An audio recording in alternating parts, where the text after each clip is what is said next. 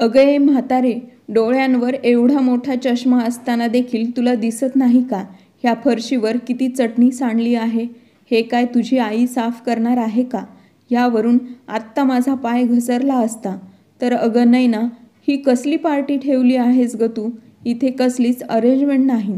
नैनाची मैत्रीण असे बोलताच नैनाला राग आला. ती तिच्या सासूला म्हणाली, आई, अहो तुम्ही आता काय माझे तोंड पाहत उभे आहात? पटकन हे सर्व साफ करा. नैनाची सासू राधिकाताई म्हणाल्या, सुनबाई, हे मी साफ करणार, नाहीतर आणखी कोण करणार? हे बघा, माझ्याशी बोलण्यात वेळ घालवू नका. द्या ते ताट इकडे आणि आधी हे स्वच्छ करा. तुम्हाला दिसत नाही का, सर्व पाहुणे अजूनही इथेच आहेत आणि त्यांची देखरेख करायची सोडून तुम्ही स्वतः का जेवत बसणार आहात का? हे असले कसले संस्कार आहेत तुमचे? तेव्हा राधिकाताई म्हणाल्या, सुनबाई, तुला तर ठाऊक आहे ना, मला कालपासून माझा निर्जळी उपवास आहे आणि हा उपवास मी तुम्ही सर्वजण सुखी राहावे यासाठीच करते आहे. हे बघा, आता मला भूक सहन होत नाही आणि उपवास सोडण्याची वेळही झाली आहे. त्यामुळे मी विचार केला की सासूचे बोलणे मध्येच थांबवत नैना म्हणाली, हे बघा, तुम्ही नंतर जेवण करा.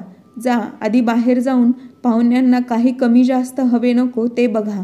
पण हो, त्याआधी ही सांडलेली चटणी साफ करा. राधिकाताईंनी स्वतःसाठी जेवणाचे ताट वाढून घेतले होते, पण सुनेने त्यांच्या हातातून ताट हिसकावून घेतले. राधिकाताईंनी आधी फरशीवर सांडलेली चटणी साफ केली. त्यानंतर त्या बाहेर गेल्या.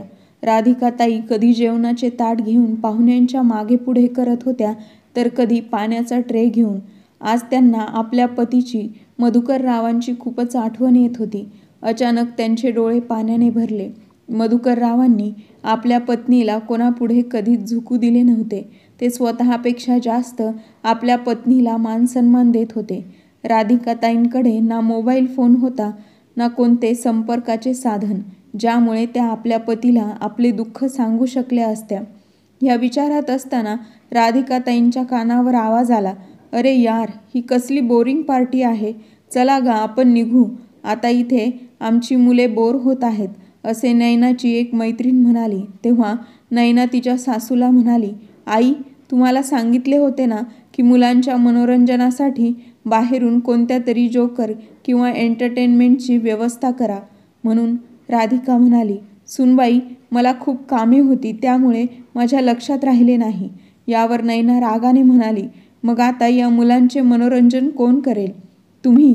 असे करा की मी सकाळी तुमच्याकडे माझा जो एक ड्रेस घडी घालून दिला होता तो घालून लहान मुलांना एंटरटेन करा.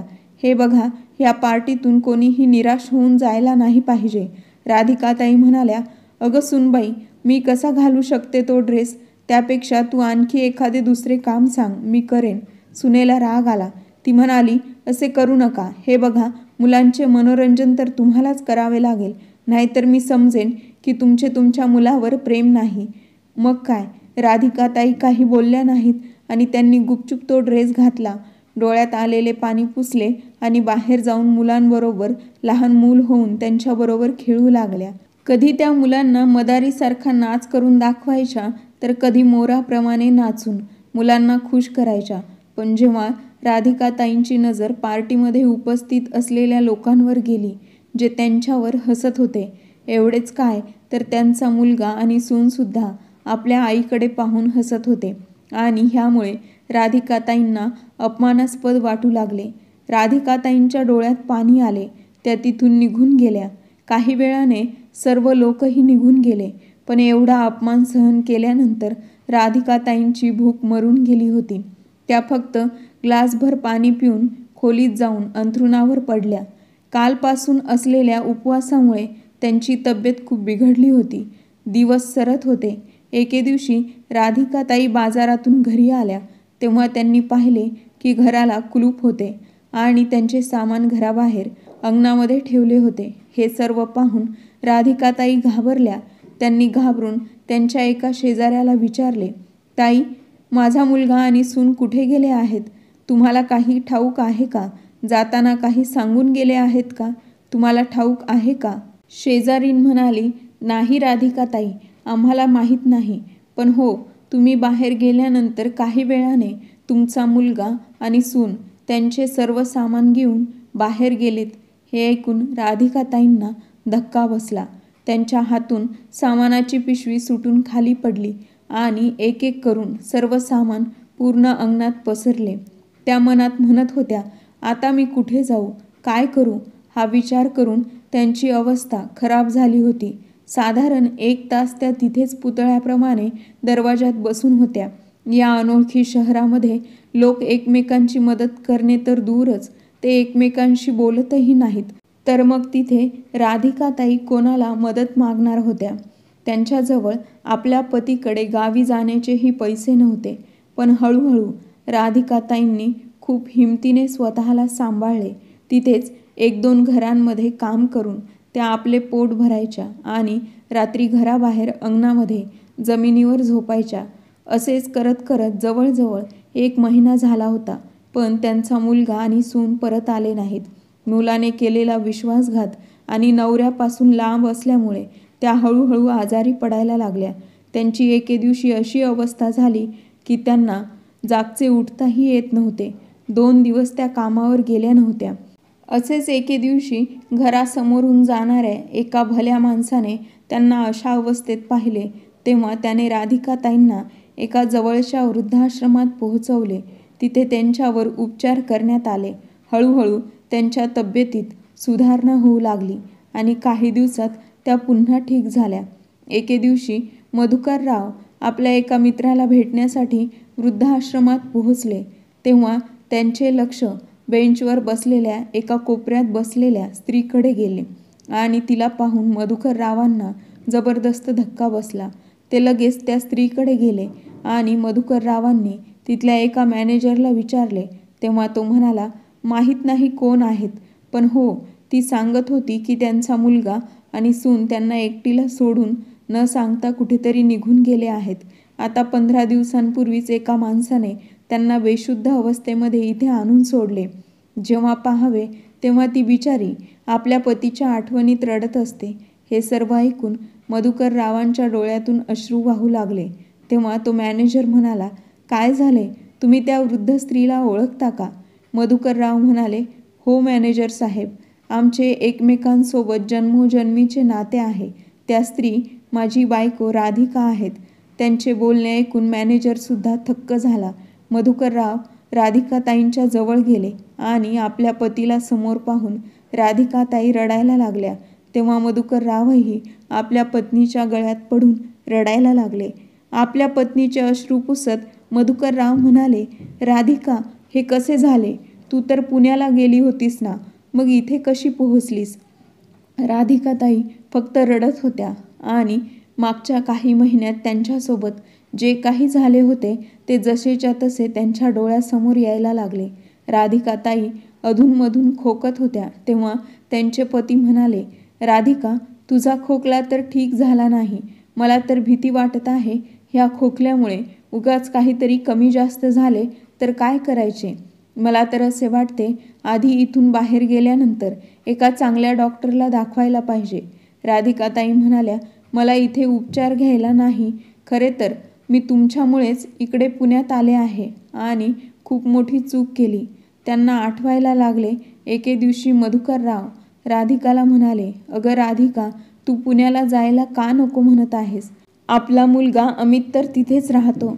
तिथे राहून तुझ्या खोकल्यावर उपचार देखील करता येतील. खरे तर आपल्या मुलाने तुला स्वतः येऊन इकडून घेऊन गेले पाहिजे. खरंच विचार करण्यासारखी गोष्ट आहे ना.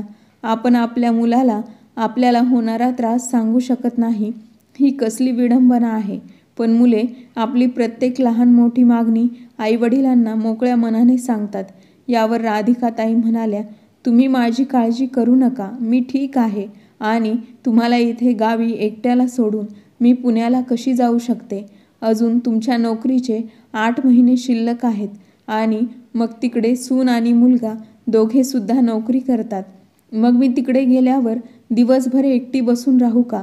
तसेही सुनेसोबत तर मी 4 दिवसही राहिली नाही. तुम्हाला ठाऊक आहे ना, अमितला त्याच्या मर्जीने लग्न करायचे होते. त्यासाठी तो आपल्या किती मागे लागला होता. म्हणत होता की ती शिकलेली नोकरी करणारी मुलगी आहे. तेव्हा फक्त त्याच्या आनंदासाठी आपण लग्नाला हो काय म्हणालो आणि त्याने लगेच लग्न केले आणि दुसऱ्याच दिवशी बायकोला घेऊनही गेला. कुणास ठाऊक तिचा स्वभाव कसा असेल. मधुकरराव म्हणाले, अगं तुला आपल्या मुलाच्या घरी जायचे आहे आणि जर मुलगा चांगला असेल तर मग सून कशीही असो, तिचा कसलाच त्रास होत नाही. ह्या दोघांचे बोलणे चालू असताना अचानक त्यांचा मुलगा अमितचा फोन आला. तेव्हा मधुकररावांनी त्याला आईच्या तब्येतीबद्दल सांगितले. तेव्हा तो म्हणाला, बाबा मी कधी तुम्हाला इथे यायला मनाई केली आहे का? अहो मी तर तुम्हाला अनेकदा सांगितलं आहे की तुम्ही दोघे इथे पुण्याला माझ्याकडे कायमचे राहायला या. आपण आईला एका चांगल्या दवाखान्यात दाखवू. पण मग तुम्ही जर माझे काही ऐकत नाही तर मी काय करू?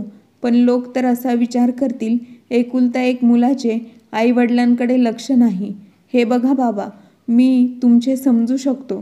तुम्हाला अजून 5-6 महिने आहेत सेवानिवृत्त व्हायला. आणि एक सांगू का बाबा, आई पत्नीचे कर्तव्य तर खूप चांगले निभावत आहे. मग एक आई आणि सासू होण्याचे कर्तव्यसुद्धा तिने निभावले पाहिजे की नाही? अहो इथे आली तर नैनाला देखील तिच्याकडून काहीतरी शिकता येईल. तेव्हा मधुकरराव म्हणाले, मी तुझ्या आईला समजावतो. शेवटी मधुकररावांनी राधिकाताईंना खूप समजावले आणि त्यांना आपल्या मुलाकडे शहरात पाठवले. तिकडे गेल्यानंतर अमितने आईला डॉक्टरांना दाखवले आणि औषधे घेऊन अमित म्हणाला, आई तुला इथे स्वतःची काळजी स्वतःला घ्यावी लागेल, कारण नोकरीमुळे ना माझ्याकडे वेळ आहे ना नैनाकडे. खरे तर ह्या गोष्टीचे मला खूप वाईट वाटते, पण मी काहीच करू शकत नाही. आई आता तू आली आहेस तर हे भाड्याचे घर देखील घराप्रमाणे वाटत आहे. पुण्यासारख्या शहरांमध्ये स्वतःचं घर घेणं हे माझे एक स्वप्न आहे. पण घराच्या किमती पाहिल्यावर असे वाटते की माझे घर घेण्याचे स्वप्न स्वप्नच राहील. आई म्हणाली, असे का म्हणतोस? होतील तुझे स्वप्न पूर्ण. देव करो तुझी स्वप्न पूर्ण होत. आणि बेटा तू माझी काळजी करू नकोस. मी व्यवस्थित राहील. जसे दिवस सरत होते तसे राधिकाताईंना मधुकररावांची काळजी वाटत होती की ते आपल्या बायकोच्या आनंदासाठी हा विरहसुद्धा सहन करण्यास तयार होते. नैना घरात काही काम करत नव्हती, पण सासूला गोड बोलून तिचं कौतुक करून ती राधिकाताईंना फूस लावून घरातील सर्व कामे करून घ्यायची. त्यांनाही असे वाटत होते की सून खूप चांगली आहे. एके दिवशी नैना म्हणाली, आई आम्ही आजपर्यंत एकदाही आमच्या एकाही मित्रमैत्रिणीला घरी बोलावले नाही. काय करणार, भाड्याचे घर आहे. पण मी नेहमी दुसऱ्यांच्या घरी पार्टीला जाते. आता तुम्ही आला आहात तर आम्ही असा विचार करत आहोत की एक छोटीशी पार्टी ठेवावी, सर्वांना बोलवावे आणि त्या सर्वांना तुमची भेट करून द्यावी. तुम्हाला काही त्रास होणार नाही ना? तेव्हा राधिकाताई हसत म्हणाल्या, अगं नाही सुनबाई, मी ही पूर्ण दिवस घरात एकटीच बसून असते. जर घरामध्ये छोटासा कार्यक्रम झाला तर बरेच आहे. सून म्हणाली, पण आई हा सुद्धा विचार करायला हवा की पार्टीला 15-20 माणसे तर येतील. मग तेवढ्या लोकांचे जेवण बनवणे किती अवघड काम आहे. हॉटेलमधून जेवण मागवायचे म्हणजे खूप पैसे खर्च होतात. त्यापेक्षा जाऊ देत, आपण नकोच पार्टी करायला. तेव्हा राधिकाताई म्हणाल्या, अगं सुनबाई असे का म्हणतेस? हे बघ, मी लग्न करून जेव्हा घरात आले तेव्हा घरची परिस्थिती बेताची होती. तेव्हा मी मेस चालवायचे. त्यामुळे रोज कमीत कमी 15-20 माणसांचे जेवण एकटी बनवायची. पण जेव्हा तुझे सासरे नोकरीला लागले तेव्हा मी मेसचे काम बंद केले. अगं आजही तू मला स्वयंपाकात थोडीफार मदत केली तर मी आत्तासुद्धा एवढ्या लोकांचे जेवण आरामात बनवू शकते. तू बोलावून घे. सासूचे बोलणे ऐकून सून हसायला लागली आणि राधिकाताई नेहमीप्रमाणे त्यांची कामे करू लागल्या. नैनाने अमितला सर्व काही सांगितले. तेव्हा अमित म्हणाला, नैना तुझे खरे आहे, पण असे होऊ नये की आईची तब्येत बिघडेल आणि तुझे काही पैसे वाचवण्याच्या नादात मला हॉस्पिटल आणि औषधांचा खर्च करावा लागेल. मग तेव्हा आपले जास्त पैसे जातील. नैना म्हणाली, अरे काही नाही होणार. आणि तसेही आपण त्यांना लगेच कुठे डॉक्टरांकडे घेऊन जाणार आहोत. तसे तर तुझ्या आईला काही होणार तर नाही, पण जर काही झाले तर मी आईला मेडिकलमधून औषधे आणून देईन. 2 दिवसानंतर सुट्टीचा दिवस होता. साधारण 20 लोक पार्टीला येणार होते. राधिकाताई पहाटे 5 वाजल्यापासून स्वयंपाकघरामध्ये काम करत होत्या आणि नैना मात्र निवांत आरामात झोपली होती. जेव्हा स्वयंपाकघरातून भांडी पडल्याचा आवाज आला तेव्हा अमित येऊन म्हणाला, आई, काय गोंधळ लावला आहेस पहाटे? अगं नैना झोपली आहे ना. एक दिवस तर त्या बिचारीला सुट्टी मिळते आणि तू बरोबर सुट्टीच्या दिवशी लवकर उठून काहीतरी खिटपिट करत असतेस. आणि जर तुझ्याकडून हे जेवण बनवायचे काम होणार नसेल तर तू स्वयंपाकाला हो म्हणालीस कशाला? राधिकाताई म्हणाल्या, बेटा माफ कर, हे भांडे चुकून हातातून पडले, पण आता असे होणार नाही. जा, तू जाऊन झोप. असे म्हणताच अमित त्याच्या खोलीत गेला. पण राधिकाताई विचार करायला लागल्या की मी तर सुनबाईला मदतीसाठी म्हणाले होते आणि ती देखील मला स्वयंपाकात मदत करेन असे म्हटली होती, म्हणून स्वयंपाक करण्यासाठी तयार झाले होते. पण माझी सून तर निवांत झोपली आहे. मला काय ठाऊक होते की ती सर्व कामे माझ्या एकटीवर टाकेल. बरोबर बोलतात अमितचे बाबा. मी हो बोलण्याआधीच विचार करत नाही. संध्याकाळपर्यंत राधिकाताईंचा सर्व स्वयंपाक तयार होता आणि बनवलेले सर्व पदार्थ त्यांनी टेबलवर आणून ठेवले होते. पण या वयात एवढ्या लोकांचा स्वयंपाक करून त्यांची अवस्था खूप वाईट झाली. सर्व कामे आटोपल्यानंतर राधिकाताईंनी त्यांच्या खोलीत जाऊन आराम करण्याचा विचार केला. हळूहळू सर्व पाहुणे यायला लागले. सर्वजण जेवण करत होते. अचानक टेबलावरचे पाणी संपले. नैना राधिकाताईंना खोलीमध्ये जाऊन म्हणाली, आई, हे काय? तुमच्या घरामध्ये हीच पद्धत आहे का? पाहुणे आल्यावर फक्त त्यांच्यासमोर जेवण आणून ठेवावे आणि जाऊन झोपावे. तिकडे ठेवलेले पाणी संपले आहे, ते कोण बघणार? आणि तुम्ही मात्र इथे निवांत झोपल्या आहात. त्यांना 2 पाण्याच्या बॉटल आणून द्या. सुनेला राधिकाताई काही बोलणार त्याआधीच नैना निघून गेली. राधिकाताईंनी गुपचूप पाण्याची बॉटल आणून टेबलवर ठेवली. तेवढ्यात नैनाची एक मैत्रीण म्हणाली, अगं म्हातारे, जमिनीवर थोडीशी चटणी पडली आहे, दिसत नाही का तुला? ते आधी साफ कर, नाहीतर मी जर पाहिले नसते तर पाय घसरून पडले असते. राधिकाताईंनी सुनेकडे पाहिले तेव्हा नैना म्हणाली, माझे तोंड काय बघत आहात? आधी हे साफ करून टाका. राधिकाताई फरशी साफ करायला लागल्या तेव्हा नैनाला तिची मैत्रीण म्हणाली, तुझी ही कामवाली जेवणसुद्धा चांगली बनवते. हिला आमच्या घरीसुद्धा जेवण बनवायला पाठव. मी दुप्पट पैसे देईन तुला. तेव्हा नैना म्हणाली, अगं आजकाल कामवाली ठेवून घेणे सोपे नाही. ह्यांच्या ते सर्व काही पाहावे लागते. आजारी पडल्यानंतर डॉक्टरांकडे न्या, पुन्हा औषधांचा खर्च आणि वरून ह्या लोकांना भरपेट जेवण द्यावे लागते. पण जर तुला कधी गरज लागली तर तेव्हा मी हिला तुझ्या घरी पाठवून देईन. राधिकाताईंनी हे सर्व बोलणे ऐकले आणि त्यांचे डोळे भरून आले. त्या खोलीत जाऊन रडायला लागल्या. त्यांना त्यांच्या पतीचे बोलणे आठवायला लागले. ते म्हणायचे, राधिका, तू कोणत्याही गोष्टीवर सहज विश्वास ठेवतेस. त्यांना मधुकररावांची खूप आठवण येत होती. त्यांना मधुकररावांना खूप काही बोलायचे होते, पण त्यांच्याकडे फोन नसल्याने राधिकाताईंना मनातील गोष्ट कधीच उघडपणे आपल्या पतीला सांगू शकल्या नाहीत. त्यांना बोलू शकल्या नाहीत. साधारण 12-1 वाजता सर्व पाहुणे निघून गेले. रात्री उशिराने अमित आईच्या खोलीमध्ये जाऊन म्हणाला, अगं आई, तू जेवण केले आहेस की नाही? उपाशी राहिलीस तर आजारी पडशील. आणि आई, अगं आज तू बनवलेल्या जेवणाची सर्व लोक खूप कौतुक करत होते. आईने मुलाकडे पाहिले आणि मान खाली घातली. मग तो म्हणाला, आई, जा बरं आणि जेवून घे. पण खूप अन्न शिल्लक आहे, पटकन जेवण करून घे. राधिकाताई म्हणाल्या, नाही बाळा, मला भूक नाही. तेवढ्यात नैना आली आणि म्हणाली, आई, माझ्या मैत्रिणींच्या बोलण्याकडे लक्ष देऊ नका. त्यांचं वाईट वाटून घेऊ नका. त्यांना चेष्टा मस्करी करण्याची सवयच आहे. चला, तुम्ही जेवण करून घ्या आणि किचनसुद्धा आवरायचे आहे. मी तुम्हाला मदत करेल. तेव्हा राधिकाताई म्हणाल्या, सुनबाई, माझी तब्येत ठीक नाही. उद्या सकाळी आपण दोघी मिळून सर्व आवरू. नैना म्हणाली, आई, उद्या सोमवार आहे. तुम्ही आरामात घरामध्ये निवांतपणे बसून राहाल. पण मला उद्या ऑफिसला जायचे आहे. त्यामुळे आजच हे सर्व काम संपवून टाकूया. एवढे बोलून नैना कपडे बदलण्यासाठी निघून गेली. ती परत खाली आलीच नाही. रात्री उशिरापर्यंत राधिकाताई काम करत होत्या. सर्व कामे संपल्यानंतर त्या आपल्या खोलीत झोपायला निघून गेल्या. इकडे अमित नैनाला म्हणाला, नैना अगं आई थकली असेल, जर असेच चालत राहिले तर आईची तब्येत खराब होईल. मग जो विचार करून आपण आईला इकडे घेऊन आलो आहोत ते होणार नाही. आपली सर्व प्लॅनिंग फ्लॉप होईल. सकाळी जेव्हा राधिकाताई झोपेतून उठल्या तेव्हा त्यांनी पाहिले की त्यांच्या पायाजवळ बसून नैना सासूच्या पायाला तेल लावून मसाज करत होती.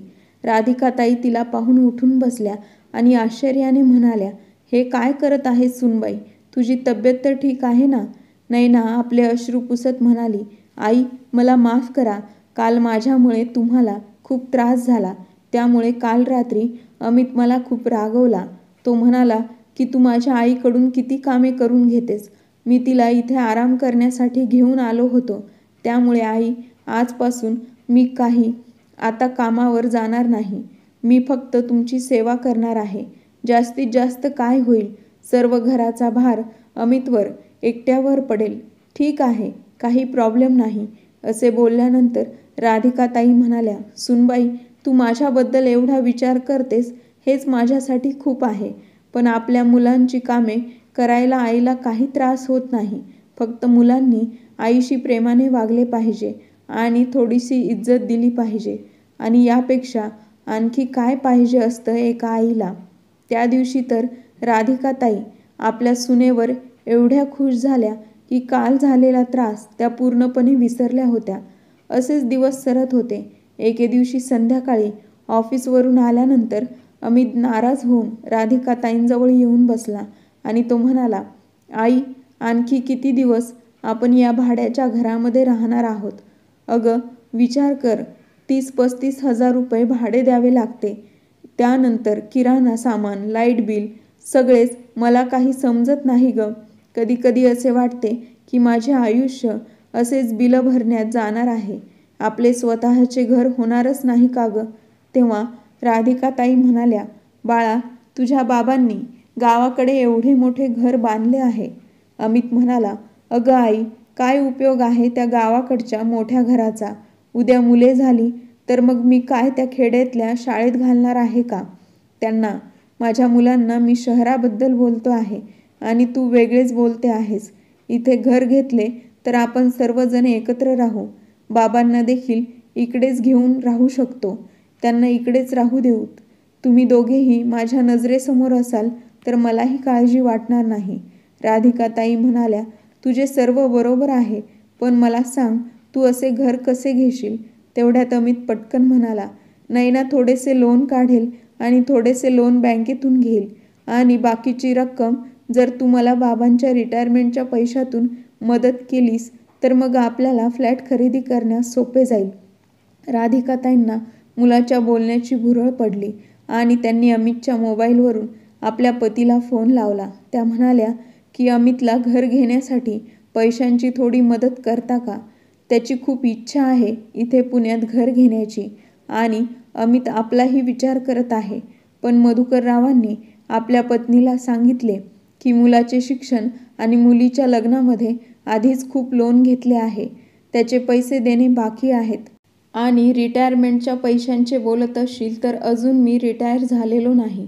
तेव्हा अमितने आईकडून फोन घेतला आणि म्हणाला, बाबा तुम्ही आपली गावाकडची काही जमीन विकून पैसे द्या ना. बाबांनी जमीन विकण्यास नकार दिला. पण राधिकाताई म्हणाल्या, मी आजपर्यंत तुमच्याकडे काहीच मागितले नाही. तेव्हा माझी अमितला घर घेण्यास पैसे देण्याची इच्छा पूर्ण करा. तेव्हा मधुकररावांनी 20 लाख रुपयांची मदत केली आणि बाकीची रक्कम गावाकडची जमीन विकून दिली. अमितने बाबांना सांगितले होते की त्याने खरेदी केलेले घर आईच्या नावावर करणार आहे आणि म्हणून एके दिवशी त्याने राधिकाताईंना तयार करून रजिस्ट्रेशन कोर्टमध्ये घेऊन गेला. तेव्हा राधिकाताईंना काय माहीत नैना कोर्टात का आली आहे, तिलाही कोर्टात का आणले आहे. त्या कागदपत्रांवर नैनाचे नाव आणि फोटो पाहून राधिकाताईंना काही समजेना. असे कसे झाले? पण त्यांचा त्यांच्या मुलावर खूप विश्वास होता. त्यामुळे त्या काहीच बोलल्या नाहीत. त्यांचे पती गावाकडे होते, जवळच्याच तालुक्याच्या ठिकाणी ते नोकरी करत होते. त्यामुळे अमितकडे पुण्याला जाण्यास त्यांना जमत नव्हते. राधिकाताई इथे पुण्यात त्यांच्या आजारावर उपचार करण्यासाठी आल्या होत्या.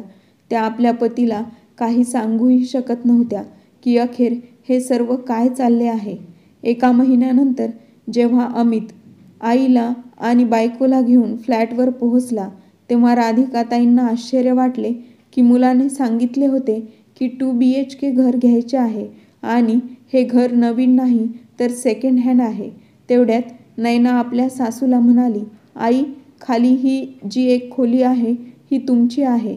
तुम्हाला सारखे सारखे पायऱ्या चढून उतरून त्रास होईल, त्यासाठी तुम्ही खाली इथेच राहा.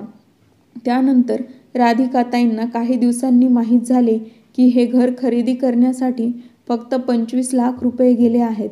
याचा अर्थ असा की मोठे घर खरेदी करायचे म्हणून अमितने आई वडिलांकडून जास्त पैसे घेतले आणि बाकीचे सर्व पैसे त्याने मारले आणि घराचे सर्व कागदपत्रसुद्धा सुनेच्या नावावर होते. राधिकाताईंना समजायला उशीर लागला नाही की त्यांच्या मुलाने आणि सुनेने त्यांना फसवले आहे. ते त्यांना तिथे उपचारासाठी नाही तर त्यांना फसवून त्यांच्याकडून पैसे काढून घेण्यासाठी त्यांना बोलावले गेले होते. काही दिवसानंतर त्यांनी सुनेला त्या गावी जाणार असल्याचे सांगितले तेव्हा नैनाला खूप आनंद झाला होता. ती म्हणाली होती, जशी तुमची इच्छा आई, तुम्ही म्हाताऱ्या झाला आहात, मग असे दिवस किती राहिले आहेत तुमचे. मला असे वाटते तुमची कोणतीही इच्छा अपूर्ण राहता कामा नये. तेव्हा तिने आनंदाने त्यांना जायला हो म्हणाली होती, कारण आता तर तिचे सर्व काही भागले होते. राधिकाताई आठवणीतून बाहेर आल्या. वृद्धाश्रमातून घरी गेल्यानंतर राधिकाताईंनी मधुकररावांना त्यांच्यासोबत घडलेला सर्व प्रकार सांगितला. तेव्हा मधुकरराव म्हणाले, तुझ्यासोबत एवढे काही झाले यावर माझा विश्वासच बसत नाही. आपला मुलगा असे काही करू शकतो. एक वेळ सून तुझ्याशी जे काही वागली ते मी समजून घेतले, पण आपला मुलगाही तिला सामील होता. त्यांच्या डोळ्यातून पाणी आले. आता राधिकाताई आपल्या पतीसोबत गावाकडे राहत होत्या, पण त्यांच्या मुलाने त्यांची फसवणूक केली होती, त्यामुळे ते दोघेही आतून तुटून गेले होते. एके दिवशी राधिकाताई आणि मधुकरराव पुण्याला गेले तेव्हा समोर आई वडिलांना पाहून तो घाबरला. त्याला असे वाटले होते की आपण घर सोडून गेल्यावर आई एकटी पडेल, या अनोळखी शहरात कुठेतरी हरवून जाईल. पण आज त्याची आई सही सलामत त्याच्यासमोर उभी होती. आईने अमितला विचारले की अखेर तू आमच्यासोबत अशी फसवणूक का केली. जर मुलगा आपल्या आई वडिलांना फसवायला लागला तर इतर लोकांवर विश्वास कसा ठेवायचा. तेव्हा अमित नालायकाप्रमाणे बोलू लागला, अगं आई, जर नैनाने लोन घेतले असते तर पुढे जाऊन आम्ही यापेक्षा मोठे घर घेण्यासाठी लोन कसे काढू शकलो असतो. आणि दुसरे म्हणजे तिच्या नावावर घर खरेदी केले म्हणून एवढे काय झाले. आणि तसेही तुम्ही दोघे मेल्यानंतर सर्व काही आमचेच तर होणार आहे. मुलाचे हे बोलणे ऐकून दोघे पती पत्नी अतिशय दुःखी झाले होते. राधिकाताई म्हणाल्या, एका आईला दुःखी करून ह्या जगात कोणीही सुखी राहू शकत नाही. मग तू कसा आरामात राहशील. हे बघ, तुझ्या बायकोने मला किती वाईट वागणूक दिली, पण तरीही मी काही बोलले नाही. पण आज तू जेव्हा माझी फसवणूक केली त्याची शिक्षा तर तुला नक्की मिळणार आहे. एक लक्षात ठेव, एका आईची हाय कधीच घेऊ नये. असे बोलून ऐकवून ते दोघे परत आले. असेच दिवस जात होते. काही दिवसांनी सुनेची नोकरी सुटली आणि मुलाचा बिझनेससुद्धा घाट्यात जाऊ लागला. तेव्हा त्यांच्यावर घर विकायची वेळ आली आणि त्यानंतर त्याला पूर्वीच्या भाड्याच्या घरामध्ये राहावे लागले. तेव्हा आई वडिलांची त्यांना खूप आठवण आली आणि एके दिवशी तो गावी गेला. गावी येऊन म्हणाला, बाबा, मी कर्जामध्ये बुडालो आहे. जर तुम्ही लोक मला काही मदत करू शकाल तर तुमचे खूप उपकार होतील. तेव्हा राधिकाताईंनी त्याला स्पष्ट शब्दांमध्ये नकार दिला. त्या म्हणाल्या, बाळा, जेव्हा दूध पोळते तेव्हा ताकही फुंकून प्यावे लागते. तू माझ्याबरोबर जी फसवणूक केलीस आणि तुझी बायको माझ्याबरोबर जे वागली ते मी कधीही विसरू शकत नाही. अरे, आम्ही मेल्यानंतर ही प्रॉपर्टी आमच्यासोबत घेऊन जाणार नव्हतो. एवढ्यात उतावीळ का झालास. अरे, हे जे सर्व काही होते ते तुझेच तर होते ना. त्यामुळे तुला आईची फसवणूक करण्याची काय गरज होती. तुला दुसऱ्या कोणाची नाही तर माझीच हाय लागली आहे. मधुकरराव म्हणाले, अमित, तुझ्या लक्षात आहे का, तू 6 महिन्यांपूर्वी किती गोड गोड बोलून आपल्या आईला स्वप्न दाखवून नेले होते. तुझ्याकडे बोलावून घेतले होतेस. पण तू आणि तुझ्या बायकोने राधिकाला इतका त्रास दिला इतकी वाईट वागणूक दिली. असो, मला त्या जुन्या गोष्टींबद्दल काही बोलायचे नाही, पण तुला आता शेवटचे एवढेच बोलायचे आहे की पुन्हा इकडे कधी येऊ नकोस आणि आम्हाला कधी फोनही करू नकोस. आणि हो, गावाकडचे बांधलेले घर आम्ही तुझ्या बहिणीच्या नावावर केले आहे आणि आजपासून तुझा आणि आमचा काहीही संबंध राहिला नाही, असे म्हणून मधुकररावांनी अमितला त्याच्या बायकोला घराबाहेर काढले आणि दरवाजा लावून घेतला. अमित तिथेच दरवाजाला टेकून बसला होता. त्याला वाटले होते की आई दरवाजा उघडेल आणि त्याला माफ करेल, पण बराच वेळ तो तिथे बसला, पण आईने काही दरवाजा उघडला नाही. कारण तेव्हा त्याच्या मनातील जो एक आशेचा किरण होता तो सुद्धा मावळला होता.